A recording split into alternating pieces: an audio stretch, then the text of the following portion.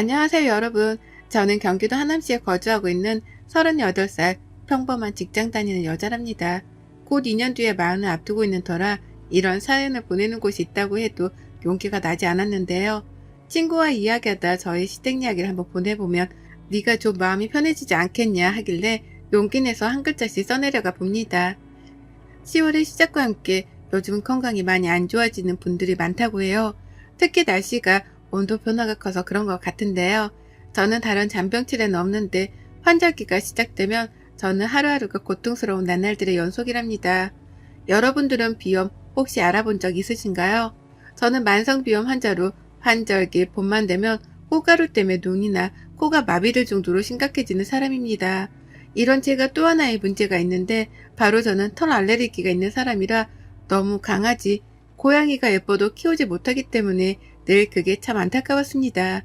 그래서 친구네만 가도 애완동물이 있으면 저는 계속 마스크를 끼고 있어야 할 정도이며 와서도 약을 빨리 복용해야 할 정도로 좀 심한 편입니다. 그래서 비염 수술도 있다길래 알아보았는데 저는 체질상 그런 편이라 수술을 해도 또다시 재발될 수 있다고 하더군요.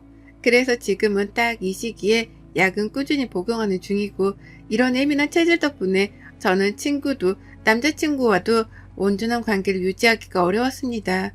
그러다 직장 동료 친구가 소개해준 소개팅에서 지금의 남편을 만나게 되었습니다. 지금의 남편은 저와 너무 다르게 무던한 성격과 따뜻한 마음을 가진 사람이라 저도 모르게 훅 빠져들더라고요.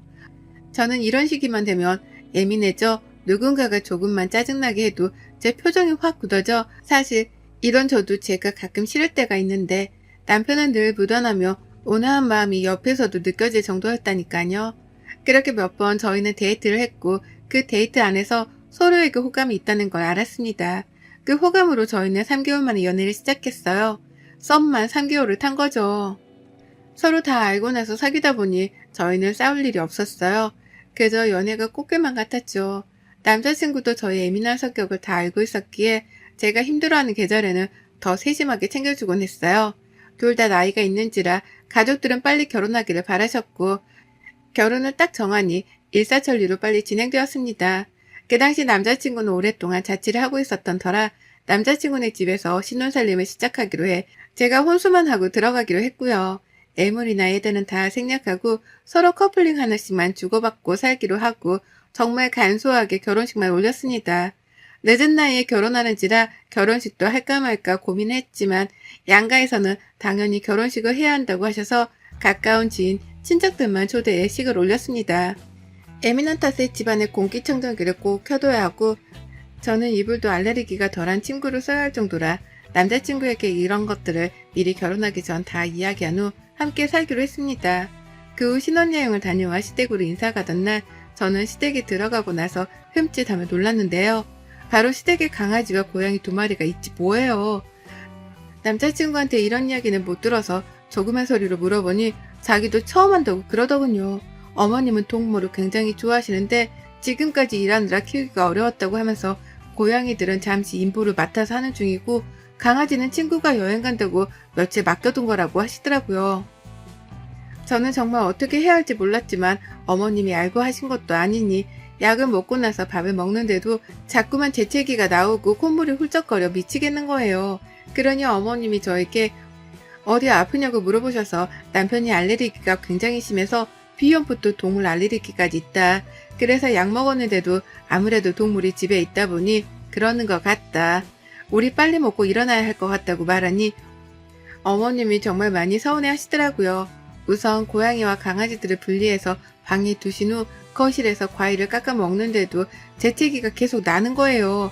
고양이가 특히 털이 엄청 날린다고 하는데 그래서 그런지 정말 무슨 정신으로 시댁에 있었는지 기억이 나지 않을 정도였으니까요.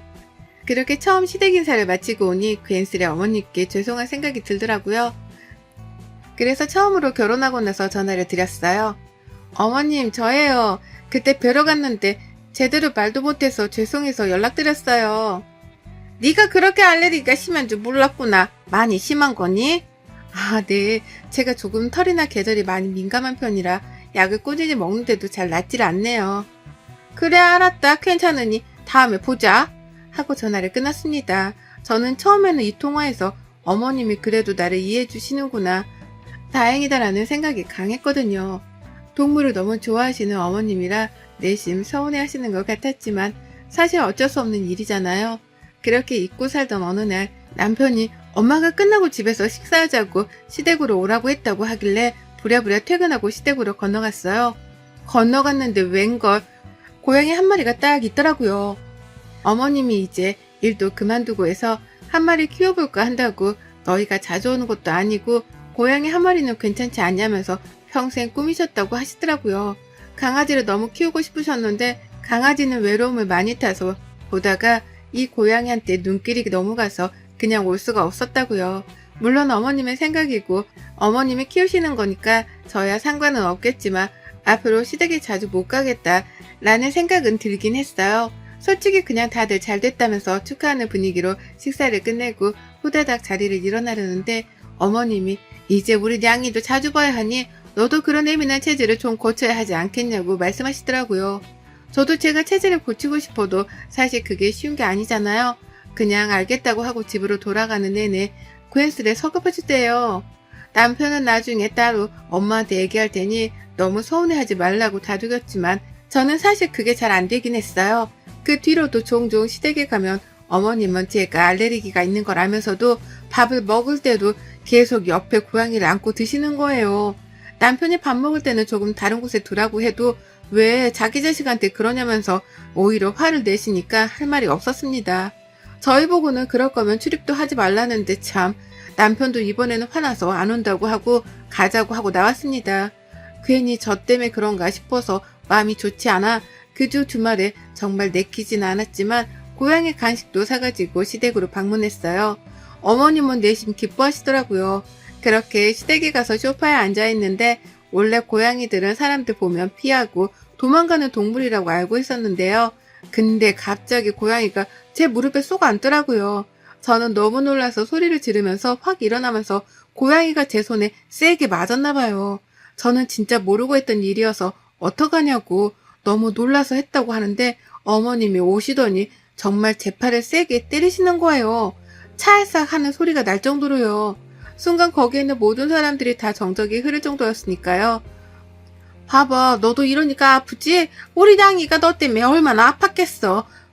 어머님, 저는 일부러 그런 게 아니라 갑자기 저한테 와서 놀라서 일어나다가 그런 건데요. 그거나지. 그래도 좀 조심해야지. 아직 애긴데. 네가 애기도 안 켜봐서 너는 참 정이 없구나. 너가 어떻게 그렇게 애가 독하니? 보통 여자애들 보면 애완동물 보면 너무 좋아서 미치겠다고 하던데 너는 애가 좀 특이하구나 라고 하시더라고요. 정말 억울했지만 뭐 저한테 맞은 건 맞으니 알겠다고 주의하겠다고 했죠. 그 뒤로도 고양이와 얽힌 사건들은 정말 많습니다. 날이 갈수록 심해지는 어머님의 고양이 사랑에 정말 모든 가족들이 지쳐버릴 정도였으니까요.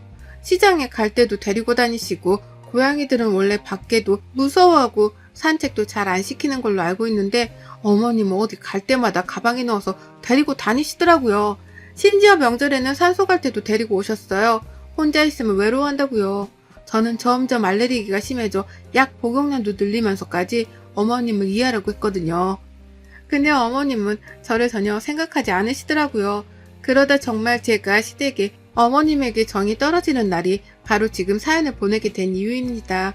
그날은 정말 날이 무지하게 화창했던 걸로 기억하고 있어요.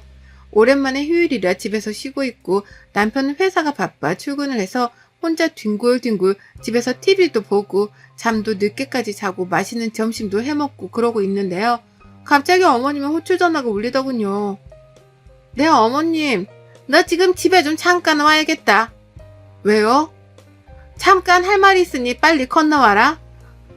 딱 이 말씀만 하시고 끊으시더라고요. 부랴부랴 무슨 일이 있나 싶어서 달려가니 어머님께서 한두 시간 집을 비워야 하는데 그럼 고양이 혼자 있으니 저보고 잠깐 있으라고 부르신 거였어요. 남편이 일하고 집에 아무도 없으니까 저보고 그냥 멀찌감치 떨어져 있으라고요. 제가 지금 저 약도 안 먹고 안 가지고 와서 힘들다. 한두 시간 정도는 고양이도 혼자 있어도 되지 않겠냐. 제가 밥이랑 물은 챙겨두고 가겠다 라고 해도 펄쩍펄쩍 뛰며 그러다 얘가 잘못되면 책임질 거냐면서 계속 저를 압박하시는 거예요. 결국에는 1시간 정도 있다가 금방 오겠다고 하시고 어머님은 나가시고 그 집에는 고양이와 저 단둘이 있었죠. 계속 기침이랑 재채기, 콧물이 나와서 미치겠어서 창문도 열고 마스크도 착용하고 있었거든요. 근데도 약을 안 먹어서 그런지 자꾸만 몸에 식은땀이 나고 너무 힘들더라고요.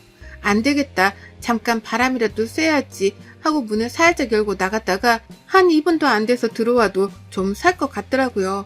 그렇게 1시간이 지났는데 고양이가 보이질 않는 거예요. 아까까지만 해도 있었던 것 같은데 원래 잘 숨어 있는다고 해서 저는 당연히 집에 있는 줄 알았거든요. 막 고양이를 찾았는데 아까 제가 열어둔 그 문틈 사이로 나간 걸로밖에 지금 보이지가 않더라고요.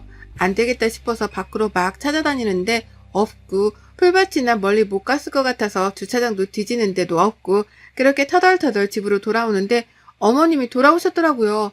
고양이 잘 보고 있었냐고 하시길래 지금 이야기 드렸더니 갑자기 제 머리통을 팍 하고 때리면서 일부러 네가 그런 거라면서 네가 일부러 고양이 내 보냈지 이러시면서 화를 막 내는데 도대체 이게 무슨 일인지 정말 일부러 그런 것도 아닌데 갑자기 저런 행동을 하시니 놀라기도 하고 우선 고양이부터 찾아야 할 것 같기도 하고 진짜 멘붕 그 자체였어요. 가장 먼저 남편한테 전화해서 상황 설명을 하고 열심히 찾아보는데 다행히도 주민분께서 발견해 경비실에 말해서 다시 데려올 수 있었어요. 어머님은 저보고 계속 일부러 그랬냐면서 너는 진짜 인성이 왜 그 모양이냐면서 이런 말까지 하시니까 저로서는 굉장히 억울하잖아요. 알레르기 때문에 잠깐 문을 열고 닫았는데 그때 나갔는지 몰랐다 그랬더니 어머님은 저보고 진짜 없어졌으면 너한테 소송이라도 걸려고 했다면서 막말을 하시더군요. 며느리한테 소송이라뇨. 일부러 내보낼 것도 아니고 물론 문을 열어둔 건 잘못된 거지만 당연히 저도 고양이를 처음 보는 동물이라 그렇게 집을 휙하니 나가는지 사실 그런 거 잘 모르고 무지하기도 했어요. 그리고 당연히 제가 문 앞에 있었기에 고양이가 나가는 거를 보지 못했기에 당연히 집 안에 있다고 생각했죠. 그래도 그때는 우선 고양이를 잃어버린 건 제 탓이기 때문에 고개 숙여 사과를 했습니다. 그 뒤로 저에게 이런 부탁 안 하셨으면 하겠다고 왔어요. 근데 정말 문제는 여기서 끝이 아니었습니다. 제가 몸 상태가 정말 많이 안 좋아져서 그날은 집에서 좀 쉬려고 있는데 어머님이 또다시 시댁으로 건너오라고 하시는 거예요. 제가 몸이 정말 안 좋다. 다음에 가겠다 해도 막무가내로 오라고 하시는 탓에 넘어갔고 저는 시댁에 방문한 지 1시간도 안 돼서 응급실에 실려가야 했습니다. 응급실에서 눈 떠보니 남편의 얼굴이 보이더라고요. 남편이 걱정스러운 얼굴로 괜찮냐고 하는데 왜 그렇게 눈물이 나던지요. 그렇게 다시 잠든 것 같은데 어디서 이야기 소리가 들리길래 들어보니 따라왔던 어머님이 저에 대한 험담을 남편한테 늘어놓고 있더군요. 얘가 너무 예민하다. 그렇게 예민해서 어쩌냐. 정말 무서워. 걔한테 무슨 일을 시키겠냐면서 걔가 지금 꾀병인 것 같다는 둥에 이야기를 하시더라고요. 그러면서 그때 고양이가 집을 일부러 나가게 한 것 같다. 내가 그때는 그거를 생각 못했는데 얘가 일부러 나를 골탕 먹이려고 냥이를 일부러 나가게 하려고 한 것 같다. 그러다 미수에 그친 거 아니겠냐라면서 말도 안 되는 소리를 늘어놓더라고요. 남편은 말도 안 되는 소리 하지 말라고 얘가 아픈데 엄마가 하도 불러대서 지금 응급실까지 왔는데 이런 얘기 나오냐면서 하는데도 어머님은 옆에서 제 험담만 계속 하셨어요. 그러고선 자기 오래 집 비우면 우리 냥이가 외로워해서 가야 한다고 휑하니 가시더군요. 제가 아파서 응급실에 왔는데도 끝까지 제 탓만 하시는 어머님을 보니 그동안 당했던 게 억울해지고 너무 서러워지는 거예요. 저는 지금까지 결혼해서 할 수 있는 도리는 다 했는데 정작 어머님은 제가 심한 알레르기가 있다고 했는데도 고양이를 잠깐 다른 곳 맡기거나 신경 써서 청소해주지도 않으시면서 늘 저한테만 떠넘기려고 하시고 무슨 일만 일어나면 제 탓이라고 하시니 진짜 잘 살고 잘 해드리고 싶었는데 저를 낭떠러지로 몰아서 참을 수가 없겠더라고요. 응급실에서 나와 바로 시댁으로 혼자 택시 타고 갔어요. 남편에게도 말도 안 하고요. 들어가자마자 시어머니는 어떻게 왔냐면서 너 아프다면서 역시 꾀병이지 이러시길래 그 고양이를 놀게 하게 캣타워? 라고 있거든요. 근데 그게 굉장히 무거운데 그거를 정말 저도 모르는 괴력이 나왔는지 그 캣타워를 옆으로 밀어 쓰러뜨렸어요. 어머님은 그때서야 상황 파악이 되었는지 네가 미쳤냐면서 소리를 고래고래 지르셨지만 저는 그런 반응에도 아랑곳하지 않고 저도 똑같이 소리를 고래고래 질렀어요. 제가 그렇게 예민한 체질이라고 말씀을 드리는데도 불구하고 고양이를 맡기시질 않나. 제가 고양이보다 못한 취급을 하시질 않나. 도대체 여기는 누가 사람이고 동물이냐. 사람이 쓰러졌는데도 걱정보다 꾀병이다고 그렇게 말씀하시는데 그게 시어머니로서 할 말이냐면서 미친년처럼 막 소리를 지르고 내일은 없는 것처럼 눈깔이 뒤집혀서 막 보이는 물건들을 다 던진 것 같아요. 남편이 와서 저를 말렸지만 저한테 이런 쾌력이 있을지 누가 알았겠어요. 다 뿌리치고 지금까지 당했던 이야기를 하나둘씩 늘어놓는데 그때 시아버지가 제 이야기를 듣고 정말 딱 한마디 하시더라고요. 어머님께 당장 고양이 내쫓으라고 다른 곳으로 안 보내면 이혼할 줄 알라고요.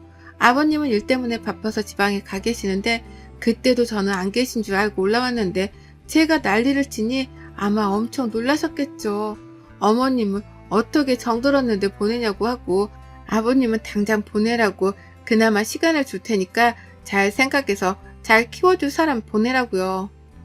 아버님은 바빠서 가정에 신경을 못 썼다고 미안하다면서 저에게 진심으로 사과를 하셨습니다. 집에 혼자 있기 적적하셔서 고양이를 키우는 건 알았지만 이렇게 남까지 괴롭히면서 키울 줄은 모르셨다고요. 그 뒤로 어머님은 아버님이랑 고양이 문제로 엄청 다투신 것 같은데 우선은 고양이 다시 있던 곳으로 돌려보낸 것 같으시더라고요. 그리고 저에게 어머님의 장문의 사과 문자가 왔지만 대충 읽어보고 답장은 하지 않았습니다.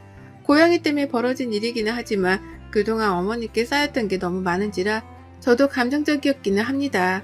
사실 이것 말고도 어머님의 고양이 사랑이 너무 과도해 저를 고양이보다 못한 취급을 하셨으니까요. 심지어 제가 방에 들어가서 밥을 먹으라고 할 정도였어요. 하지만 어머님이 원체 외로워하셨기 때문에 제 나름대로 이해해드리려고 최선을 다했지만 그 결과가 이러니 더 이상 배려해드릴 것도 없잖아요. 어머님은 고양이 보냈다고 이제 안 키울랜다 하면서 전화가 와서 말씀하시길래 저는 더 이상 어머님이랑 할 말 없다고 제가 고양이보다 못한 사람인데 전화는 어떻게 하셨냐면서 비꼬았거든요. 아버님한테 그 뒤로 엄청 많이 혼나고 생활비 카드까지 뺏겨서 지금은 일주일 단위로 생활비를 타가신다고요. 지금까지 고양이 키우면서 들어간 돈이 자그마치 몇백이 되신다고 해요. 저도 거기까지는 몰랐는데 아버님이 주는 생활비로 부족해 적금 통장에도 손을 대서 진짜 비싼 사료부터 엄청 많이 해주셨나봐요. 저는 물론 반려견, 반려묘도 당연히 가족이기에 충분히 그렇게 하는 건 나쁘다고 생각하지 않지만 아무 말도 없이 그렇게 하는 건 당연히 나쁘다고 생각하거든요. 어머님은 그 뒤로 더 이상 애완동물 얘기를 안 하기로 했다고 하시는데 그건 저도 모르겠네요. 저는 그리고 당분간은 시댁 출입을 안 하기로 남편이랑 합의봤어요. 남편도 꽤나 충격이었는지 자기도 당분간 엄마 보기가 어려울 것 같다고 하더라고요. 그래서 당분간은 시댁에 가지 않을 예정이랍니다. 저는 어머님 덕분에 기관지까지 더 안 좋아져 약을 더 늘려야 하는 상황인지라 힘들어졌습니다. 물론 어머님 덕분이지만 고양이가 가고 충분히 힘들어하셨으니 이걸로 그냥 저도 더 이상 어머님을 그만 보내드리려 해요.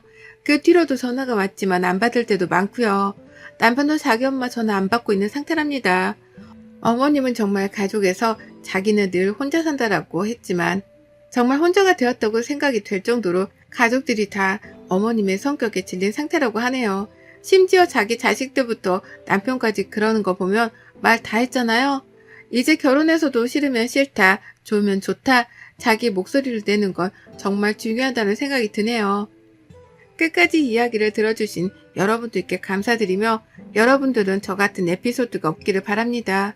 환절기에 아무쪼록 건강 조심하기를 바라며 이 글을 모든 분들께 행복이 깃들기를 바랍니다.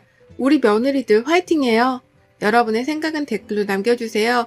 오늘도 시청해주셔서 정말 감사합니다. 안녕하세요. 저는 산전수전을 다 겪어본 이제는 행복해지고 싶은 40대 여성입니다. 일하면서 직원들과 함께 사연 채널을 참 재밌게 보았는데 직원들이 저희의 이야기도 한번 보내보면 어떻겠냐고 하길래 다 퇴근하고 난 사무실에서 저희의 이야기를 써내려가고 있습니다. 저와 제 남편은 직원이 20명 정도 되는 회사를 운영 중입니다. 처음부터 직원이 있었던 건 아니고요.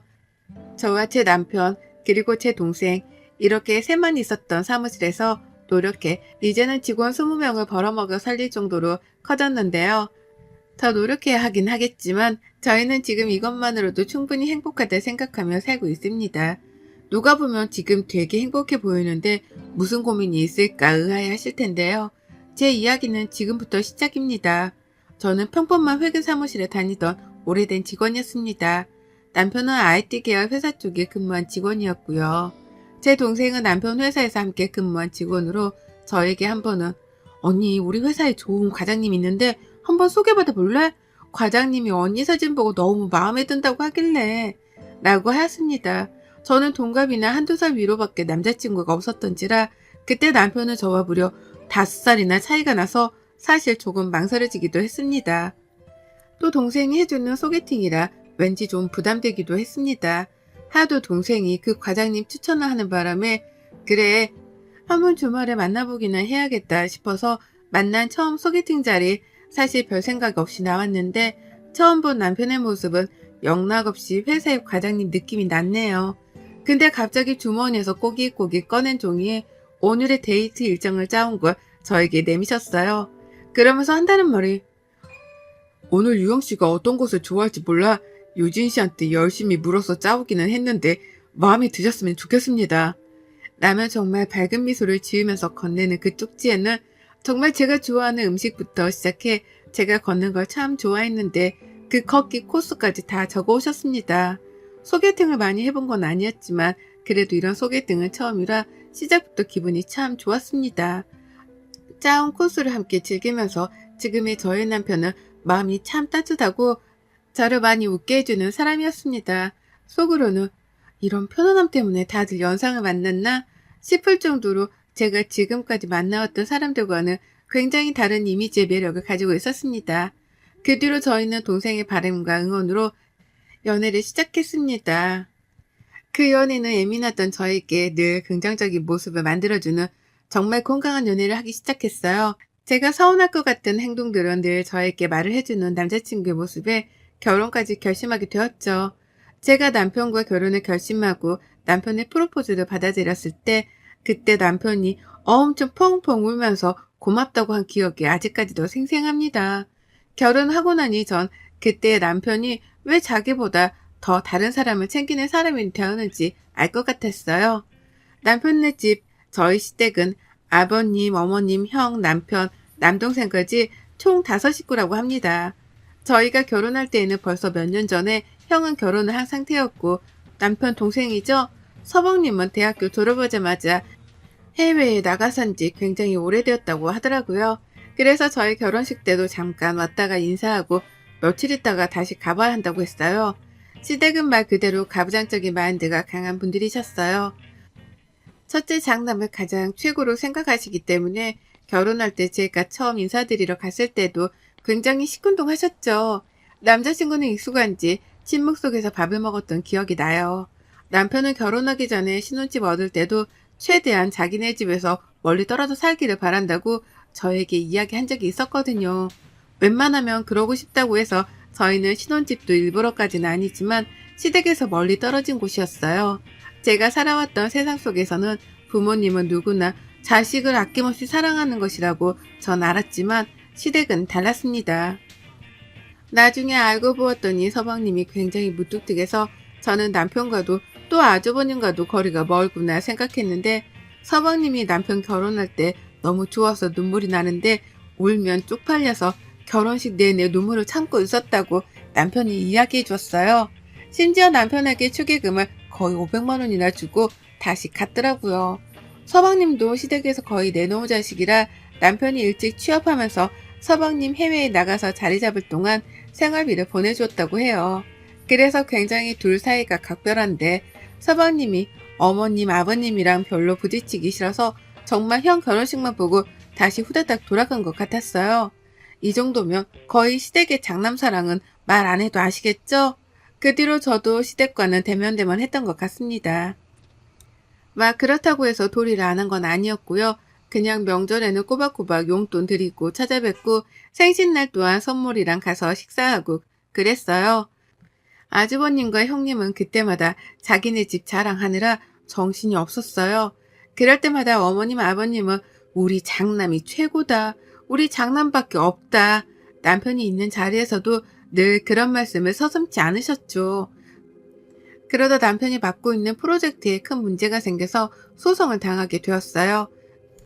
근데 남편보다 위에 있던 팀장님이 잘못된 문제였는데 회사에서 자기네들은 책임 없다면서 그렇게 말하고, 그 팀장님이라는 사람은 무책임하게 사표까지 쓰고 나가서 남편이랑 그 밑에 있던 직원들이 오롯이 그 소송에 맞서야 했고, 회사에서 사표 내려고 하는 바람에 거의 반년 가까이 월급 없이 살아가야 했던 상황이었어요. 그때 남편이 저에게 직원들을 그냥 둘 수 없을 것 같다고, 자기가 팀장님 대신에 책임져야 할 것 같다고 해. 직원들 월급부터 소송 비용까지 정말 저희가 가지고 있는 돈부터 대출까지 받아 해결해야만 했습니다. 신혼집도 전세였는데 전세 보증금까지 빼야 하는 상황이라 남편이 정말 처음으로 시댁에 가서 부탁했어요. 이번만 도와주시면 다시 직장 잡아서 일하면서 갚을 테니 신혼집 보증금만 좀 도와주라 사정사정 했는데, 어머님 아버님이 죽고 먹을래도 돈 없다면서 그런 식으로 나오셨어요. 남편은 자기가 부모님한테 돈 빌려달라는 것 자체가 너무 죄송하다고 그때 한참을 죄책감이 시달렸거든요. 그렇게 보증금 빼고 월세라도 가려고 하던 찰나에 제 여동생이 지금까지 모아둔 돈이라 저희 친정에서 가지고 있던 돈이랑 해서 다행히도 전세 보증금까지 날려버릴 위기는 지났어요. 그렇게 소송은 꽤 오랜 기간 이어져 갔어요. 남편은 그동안 소송에 이겨야 하기 때문에 이리 뛰고 저리 뛰고 하느라 일도 하지 못하고 제가 벌어오는 월급만으로 생활에 늘 빠듯했죠. 그래도 늘 가정을 위해서 열심히 살아온 남편이라 저도 함께 남편과 그 직원들이 꼭 승소하기를 바랬습니다. 그러다 어느 날 남편이 술에 잔뜩 취해와서 저를 보고 한참을 껄껄 울더라고요. 무슨 일인지 물어봐도 아무런 대답도 없이 울기만 하는 남편을 보고 말없이 안아주었고, 남편은 그런 저를 보며 너무 미안하고 미안해서 할 말이 없다는 말만 되풀이하였습니다. 며칠 뒤에 알게 된 소식에 저도 남편이 왜 그때 그렇게 울었는지 이유를 알았습니다.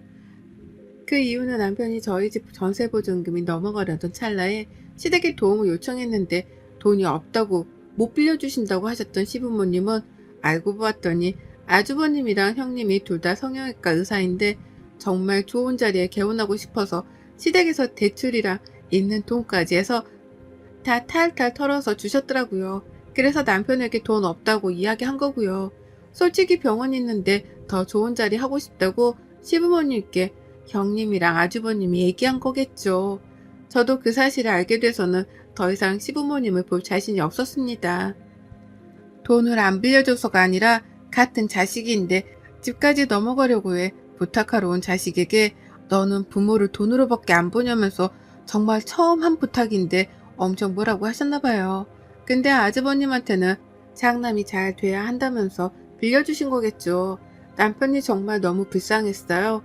그 이야기를 듣고선 더 이상 시댁과 연은 이어갈 수 없었고, 살던 집에 보증금을 빼고 월세를 돌리면서 남편에게 이야기했어요. 여보 정말 능력 있는 사람이니 이제 그만 소송에 매달리고 차라리 조그마한 회사 차려보는 건 어떻겠어? 라고 보증금을 모조리 남편에게 주었습니다. 여동생이랑 친정 부모님에게는 미리 이야기를 했고요. 남편은 자신이 없다고 했지만 IT 쪽으로는 정말 유능한 사람이었기에 처음에는 힘들더라도 꼭 성공할 거라고 이야기해 주었습니다. 처음에는 작은 오피스텔에 있는 곳에서 시작했어요. 정말 감사하게도 여동생이 남편 밑으로 와서 함께 일하고 싶다고 했고, 저도 다니던 회사를 그만두고 셋이 그렇게 조그마한 IT 쪽 회사를 차렸습니다. 남편이 하던 일은 앱 개발 쪽과 마케팅 쪽으로 분야를 잡아 시작했고, 저는 회계를 오래 해서 그쪽으로 셋이 처음부터 시작했어요. 처음 몇 달은 처음 시작하는 회사라 아예 돈을 못 벌었던 적도 있고요. 정말 사무실 월세만 내느라 한 달 내내 컵라면을 먹었던 적도 있었습니다. 그렇게 정말 괜히 욕심부려 회사를 차린 걸까라는 생각이 들 때쯤 남편이 도와주었던 직원들이 저희 쪽에서 같이 일하고 싶다고 하더라고요. 월급을 지금 못 주는 상황이어서 함께 일할 수 없을 것 같다고 남편이 이야기했지만, 그때 도움을 많이 받고 지금도 받고 있으니 괜찮다고 함께 일하고 싶다고 해주었습니다. 그때 참 많이 울었던 기억이 새록새록 나네요. 그렇게 저희는 3명에서 6명으로 늘었고, 그러다 오랫동안 싸워서 소송에서 이겨서 돈도 다 받을 수 있어 이제야 좀 어려웠던 인생이 풀리는 것만 같았죠. 직원들이 들어오고 열심히 하다 보니 어느 순간 3명이었던 때에서 6명으로 늘어나고 6명에서 10명으로 늘어나고 10명에서 12명, 14명 그러다 지금의 회사가 만들어지게 되었습니다. 원룸 오피스텔에서 시작했던 사무실은 이제 100평대의 사무실을 써야 할 만큼 커졌습니다. 그러다 남편은 이번에 신축으로 지어지는 5층짜리 건물을 매입해서 사무실과 또 다른 사업으로 나아가고 싶다고 했고 저희는 5층짜리 건물을 매입해 지금은 월세 없이 저희 건물에서 사무실을 차렸네요. 그렇게 월세 살던 저희는 전세에서 지금은 저희 집이 생겼습니다. 큰 집은 아니더라도 더 이상 이사갈 필요도 없고 더 이상 라면을 먹고 전기가 끊길 일도 없고 수도가 끊길 일도 없어 따뜻한 집에 들어가 쉴 수 있다는 게 이렇게 행복한지 처음 알았습니다. 남편은 돈을 벌고 나서 가장 처음 한 일이 저희 부모님이 주신 돈을 이자까지 두둑이 드리면서 정말 감사했다고 저희 부모님 앞에서 펑펑 울었어요. 여동생에게도 빌려주었던 돈과 지금까지 고생했다는 말과 함께 자기가 힘들었던 시기에 도와줬던 모든 사람들에게 감사하다는 말을 직접 하였습니다. 서방님 또한 저희가 힘들었을 때 자기도 타지 생활하느라 힘들었을 때인데 매달마다 생활비를 저희에게 주었어요. 주지 말라고 괜찮다고 했는데도 버는 족족 저희에게 늘 도움이 되고 싶다고 하며 돈을 보내왔습니다. 그렇게 몇 달 전에는 남편과 정말 처음으로 결혼하고 나서 한 7년 만에 해외로 여행을 갔다 왔어요. 오랜만에 본 서방님과 남편은 서로 눈물을 그렁그렁 맺힌 채 서로 고생했다 말하며 지금까지 서방님이 보내주신 생활비와 보태 네가 꼭 필요할 때 썼으면 한다고 하고 말없이 공항으로 왔었네요. 그냥 주면 절대 안 받을 것 같아 통장에 넣어서 남편이 건네주고 싶었다고요. 그렇게 저희는 악착같이 열심히 살았습니다.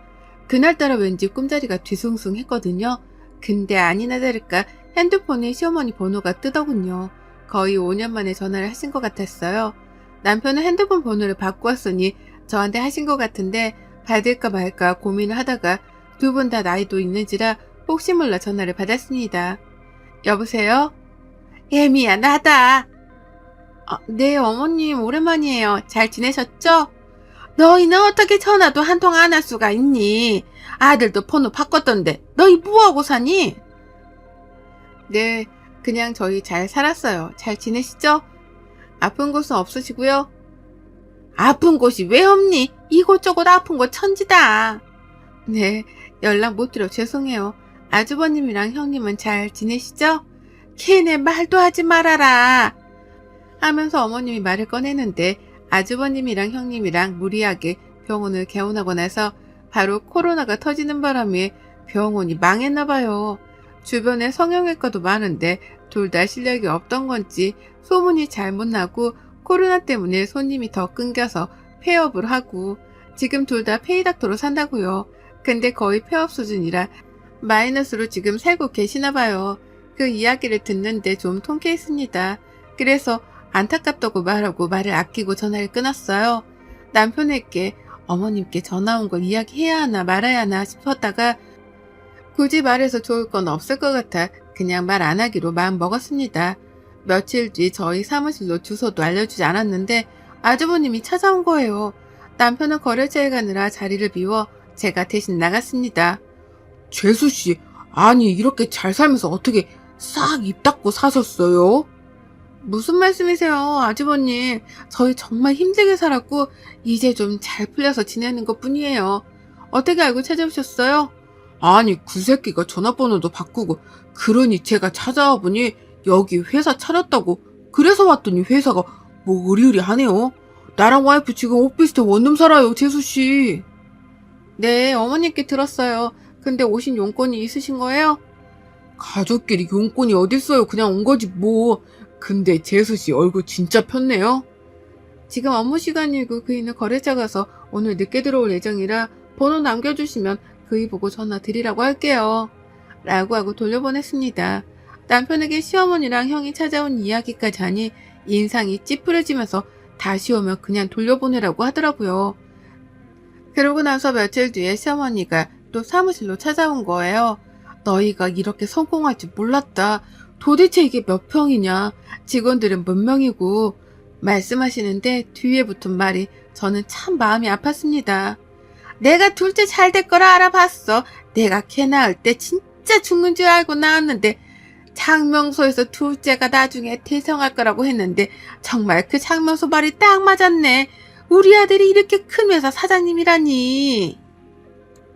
어머님, 저희 큰 회사 아니고 그냥 작은 회사예요.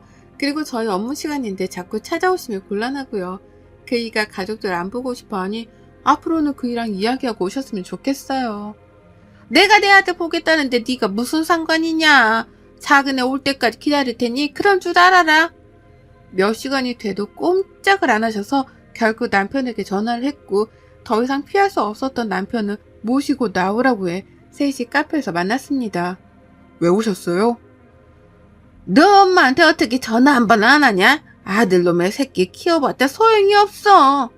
아니, 그런 말씀 마시고요. 왜 오셨냐니까요? 아들 보러 왔는데 뭔 이유가 있어야 되냐? 그럼 없으시면 앞으로 찾아오지 마셨으면 좋겠습니다. 여기 엄연히 회사 있고 형이랑 지금 번갈아 가면서 찾아왔던데 그러지 마세요. 제발 좀. 내가 뭘 했다고 그러냐? 그냥 네 얼굴 보고 싶어 온 거지. 네, 얼굴 보셨으면 이제 가세요. 라고 일어나려는 순간 어머님은 아니나 다를까 돈 이야기를 꺼내시더라고요. 둘째야, 너 형이랑 형수랑 둘 다 지금 원룸 산다. 네가 너네 회사에 좀 자리를 알아봐 주던가 개원하게 네가 돈 좀 빌려주면 어떻겠냐 하는 거예요. 갑자기 남편이 그 이야기를 듣더니 먹던 물을 쾅 내려놓으면서 엄마, 이게 무슨 말이에요? 돈이요? 무슨 돈이요? 내가 왜 형한테 돈을 빌려주고 자리를 왜 줘요? 아니, 가족이 어려우면 함께 돕고 사는 거지. 네가 이렇게 잘 살면 형 좀 도와주고 하면 좋지 않겠냐? 그럼 너도 나중에 도움받고 하니. 무슨 도움이요? 저는 도움받고 싶지도 도움을 요청할 일도 없으니 그런 말씀하실 거면 더 이상 찾아오지 마세요. 저 회사에 다 투자하느라 돈 씨알도 없으니까요. 먼저 일어납니다. 하고 남편은 나가버리고 저도 인사를 꾹꾹 하고 나왔어요.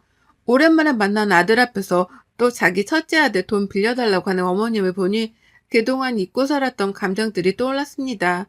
남편도 그렇게 말했으니 더 이상 찾아오지 않겠다 싶었는데 갑자기 부동산에서 전화가 오는 거예요. 사모님, 지금 4층에 자리 보러 오신다는데 보여드릴까요? 아, 네네. 제가 지금 외근에 나와 있어서 보여주세요. 하고 전화를 끊었습니다. 그렇게 이야기를 하고 저녁을 먹고 있는데 부동산에서 거기가 마음에 든다고 내일 다시 한번 뵙자고 하시는데 괜찮냐고요. 그래서 괜찮다고 내일 약속을 잡고 해당 부동산으로 가는데 저는 거기에 앉아있는 분들을 보고 경악을 금치 못했습니다. 바로 그분들은 시어머니와 아주버님, 형님 셋이 나란히 앉아있는 거예요. 그래서 제가 너무 놀라 무슨 일이냐고 물어보니 갑자기 셋 다 웃으면서 여기 니네 건물이라면서 니네 정말 성공했구나. 우리가 여기에 개원하면 어떻겠냐고 하는데 정말 소름이 쫙 끼쳤습니다. 그래서 처음에는 마음을 가다듬고 근데 저희 4층 평수가 커서 꽤 비싼데 괜찮으세요? 월세 내시기? 근데 갑자기 아주버님이랑 시어머니가 동시에 무슨 월세? 당연히 가족인데 공짜로 줘야지. 이럴 때 가족 좋다는 게 뭐냐? 얘네가 개원하면 건물 가치도 쫙 올라가고 좋지 않겠냐? 하는데 소름이 쫙 끼쳤습니다. 제가 결정한 문제가 아니라서요. 그 이한테 전화할게요. 라고 하고 밖으로 나가 남편에게 지금 이야기를 다 했습니다. 지금 바로 들어온다고 하고 남편을 기다리는데 어디서 야구방망이를 가지고 왔는지 오자마자 야구방망이를 휘두르며 당장 나가라고 고함을 질렀습니다. 당장 나가 이 악마들아. 어디서 남의 건물에 공짜로 계약을 하겠다고 난리야? 뭐 가족 좋아하시네. 내가 나쁜 일 당해서 집 전세보증금 넘어갈 뻔한 거 울며 불며 돈 좀 빌려달라고 말했을 때 저보고 나가서 죽으라고 하신 분이 바로 나를 낳아주신 사람이야. 그리고 뭐 형이 들어오면 건물 가치가 올라가? 그럼 왜 망했어? 망하고 와서 어디 와서 지금 이딴 소리를 짓거려? 진짜 죽어볼래? 형한테 엄마 아빠가 다 보태주느라 나랑 막내는 학교 다닐 때도 맨날 돈 없어서 거지같이 다니고 얼마나 개고생을 했는데 형이 지금 동생들한테 부끄럽지도 않아? 어디서 망하고 빌붙으려 해? 남편이 그렇게 화내는 모습을 처음 봐서 저도 놀랐지만 더 놀란 건 아주버님이랑 어머님인 것 같더라고요. 울면서 소리를 고래고래 지르는 남편을 보니 아주버님은 가족끼리 그럴 수도 있고 좀 이해하고 서로 잘 해보자는데 왜 이러냐 막 하는데 남편이 당장 꺼지라면서 야구방망이로 진짜 죽일 듯이 달려들더라고요. 그렇게 그 사건이 마무리되고 그 뒤로 시어머니랑 아주버님이 저에게 몇 번 전화가 왔지만 더 이상 할 말 없으니 전화하지 마라고 하고 끊었습니다. 정말 이 사건을 계기로 시댁과 이혼을 아예 끊었습니다. 저도 전화번호도 바꿨고요. 시어머니가 울면서 남편에게 그동안 미안했다고 하셨는데 남편은 자기도 가족 없다고 생각하며 살 테니 자기를 죽은 아들이라고 생각하고 지내셔라. 돌아가시면 장례식에 부조금 많이 낼 테니 걱정하지 마셔라. 그 부조금 어차피 다 형 줄 거니까 걱정하지 마셔라 하고 끊었다고요. 남편은 한 며칠은 멍해 보였는데 금방 털고 일어나더라고요. 다시 저희는 행복하게 열심히 살고 있습니다. 부모라면 자식을 꼭 생각해야 하는 게 마땅하다고 생각하진 않지만 저희 시댁은 늘 장난밖에 없으니 저는 당연한 결과라고 생각이 되네요. 이렇게 긴 글을 읽어주신 모든 분들께 감사합니다. 가정에 늘 평안이 있기를 기도드리며 날씨가 많이 추워졌는데 감기 조심하세요. 여러분의 생각은 댓글로 남겨주세요. 오늘도 시청해주셔서 정말 감사합니다.